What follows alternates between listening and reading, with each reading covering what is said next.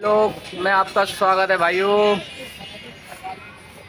आज बिहार कम्युनिकेशन पे देख सकते हो काम वाम है नहीं, सारे बैठे हुए हैं। देखो ये हमारे नीरज भाई बैठे हुए हैं, ये भैया भी फ़ोन पे लगे पड़े हैं। कोई काम धाम नहीं है, बस ऐसे ही इंजॉयमेंट हो रहा है। और देख सकते हो हमारे भैया को, ये सो रहे हैं। आया इधर तो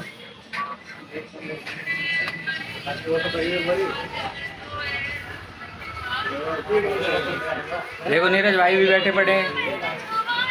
मतलब काम वाम ऐसा हो गया, पूरा डाउन हो गया है।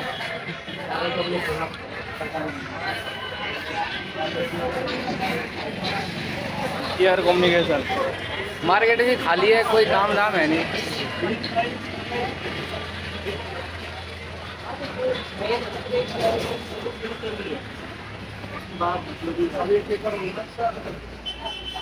कोई काम धाम नहीं है, बस बैठे रहो।